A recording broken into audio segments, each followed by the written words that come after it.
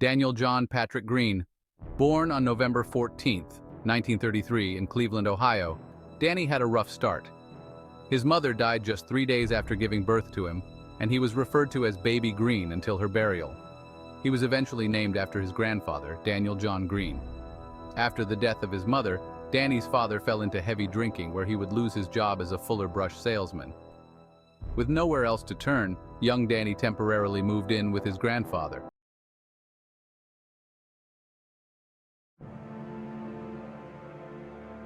At 18, Greene traded the streets of Cleveland for the United States Marine Corps. He enlisted, traded in his street clothes for a uniform, and embarked on a new chapter. Boot camp was just the beginning, a proving ground where he honed his natural toughness. The Marines taught him discipline, how to fight, how to shoot. He excelled in both, especially boxing and marksmanship. The Marines instilled in Greene a sense of loyalty and brotherhood that would stay with him long after he left the Corps. He left with the skills and the mindset that would allow him to thrive in the chaotic world he was about to conquer. After his time in the Marines, Greene found himself back in Cleveland. He needed work, something to channel his energy and ambition. The docks, with their bustling activity and promise of hard labor, called to him. He became a longshoreman, a blue-collar job that tested his strength and resilience. He earned the respect of his fellow dock workers, quickly rising through the ranks. He joined the International Longshoremen's Association, the powerful union that controlled the docks. He quickly gained a reputation as an enforcer, someone who could get things done no matter what. The docks had become his kingdom, and he ruled them with an iron fist. With his control over Local 1317, Greene's power grew exponentially, reaching new heights that few could have anticipated. He was a force to be reckoned with, not just on the docks, but in the whole city. His influence extended far beyond the waterfront, touching every corner of Cleveland. He had his hands in everything: construction, trucking, even the garbage collection business. Greene's reach was vast, and his control over these industries was absolute. If you wanted to do business in Cleveland, you had to go through Danny Greene. His approval was essential, and his word was law in the business community. His methods were unconventional. He wasn't afraid to use intimidation or violence. Greene's approach was direct and often brutal, ensuring compliance through fear. He became a target for rivals, both within the unions and in the broader criminal underworld. The tension was palpable, and Greene was always on guard. Greene was a walking contradiction, a ruthless mobster who went to church every Sunday, a loyal friend who wouldn't hesitate to eliminate a threat. His duality made him both fascinating and terrifying, a man of many faces and few limits. Danny Greene earned his way to the top fairly fast. He rubbed shoulders with powerful figures like Teamsters boss Jimmy Hoffa, who was a union general president at the time. Greene was earning his way by gaining loyalty and respect. But as Greene's influence grew, so did the number of his enemies. He was a thorn in the side of the established mafia families, a rogue element they couldn't control. He made deals with one hand and broke them with the other, always looking out for number one. He was playing a dangerous game, and he knew it. But that was Danny Greene, living on the edge, thriving on chaos. In 1964, the International Longshore Association started an investigation to remove Danny Greene from his office. He was soon found guilty in federal court on embezzling a little over $11,000 from the union. But Danny didn't see any jail time for it. He was hit with 2 misdemeanors and a $10,000 fine. Danny Greene will now be back on the streets of Cleveland.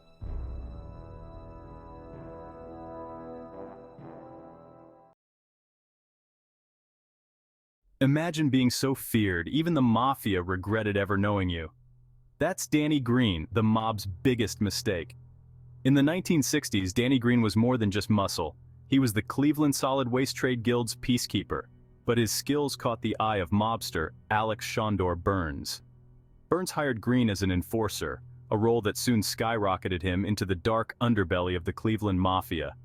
Little Frank Brancato, the mafia's underboss, saw potential in Greene and drafted him and other Irish-American gangsters to tighten the mafia's grip on garbage hauling contracts and various rackets. But Greene's rise was both spectacular and chaotic.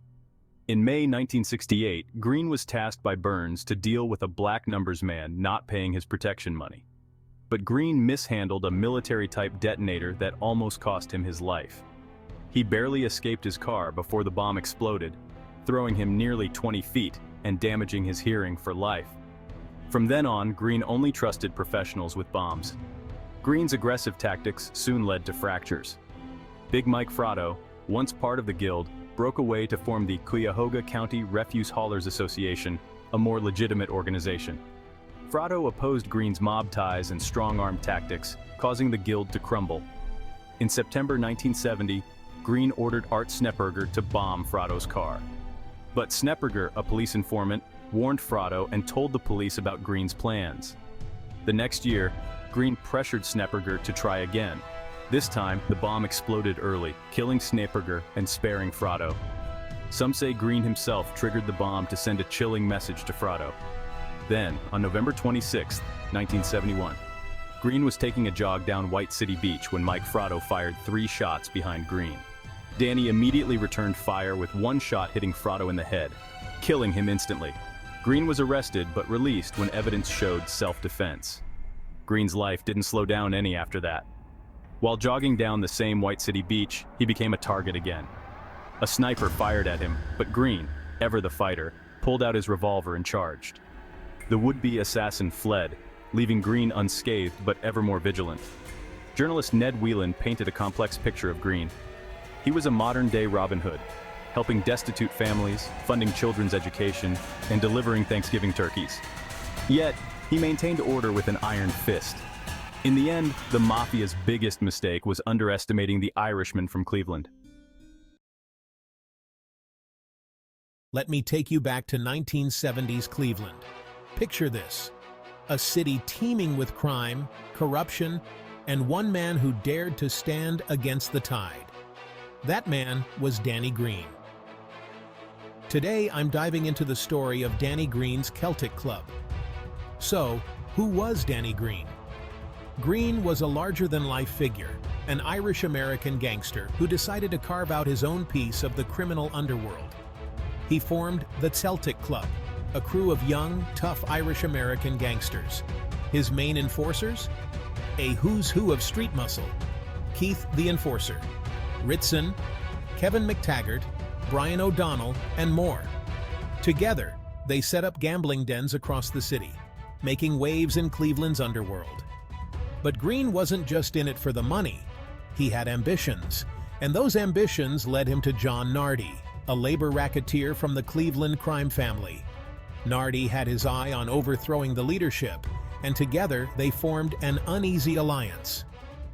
Now, let's talk about Greene and Shondor Burns. Initially allies, things turned sour when Greene asked Burns for a $75,000 loan to set up a gambling spot. Burns arranged for it through the Gambino family from New York, but the cash was lost thanks to a courier who blew it on cocaine. The Gambinos wanted their money back, and Burns pushed Greene to repay. Greene, being Greene, flat out refused. Burns wasn't one to take no for an answer. He hired hitmen to take Greene out, but every attempt failed miserably. At one point, Greene found a bomb under his car. Did he panic? No. He disassembled it himself and took it to the cops, refusing their protection. He even vowed to send it back to the old bastard who sent it to him. Suspecting Burns was behind the hit, Greene retaliated in true gangster style. On the eve of Easter 1975, Burns was blown up by a bomb in the lot behind Christie's Lounge. Greene had made his mark, but the war was far from over. Just weeks later, Greene's building was blown up. Miraculously, he survived. He credited his survival to St. Jude, whose medal he always wore around his neck. Greene then pushed into the vending machine and gambling rackets, traditionally mafia-controlled territories. This angered the Cleveland Mafia, especially Thomas the Chinaman Sinito. Sinito and his crew weren't having it. They killed one of Greene's associates. In return, Greene wired dynamite to Sinito's car, but Sinito found and disarmed the bomb. Danny Greene's story is a wild ride of loyalty, betrayal, and survival. His clashes with the Mafia shook Cleveland to its core.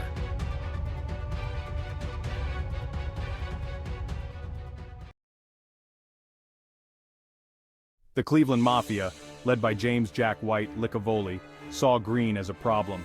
He was cutting into their profits, muscling in on their territory. Greene, with his own gang of loyal followers, wasn't intimidated. He wasn't afraid to fight back. Tensions escalated with bombings and shootings. Both sides were relentless. It was a full-blown gang war, with the streets of Cleveland caught in the crossfire. Nobody felt safe, and the body count continued to rise. Greene, despite the danger, seemed untouchable. He was bold, even reckless, which made him a difficult target. But the Mafia, patient and calculating, waited for the right moment to strike. His reputation, their power, was on the line.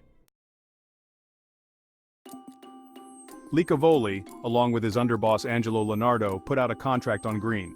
They wanted him dead, and they were willing to pay a hefty price to make it happen.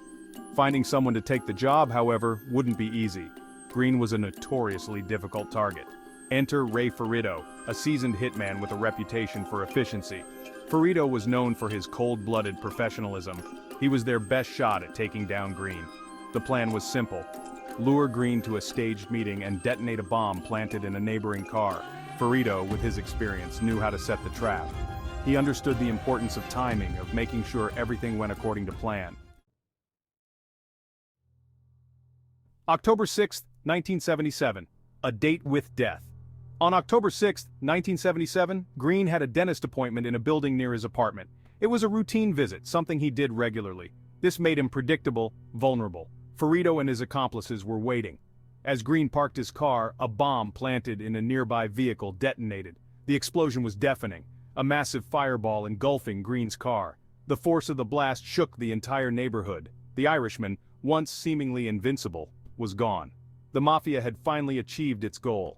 Ferrito, true to his reputation, disappeared quickly, melting back into the shadows.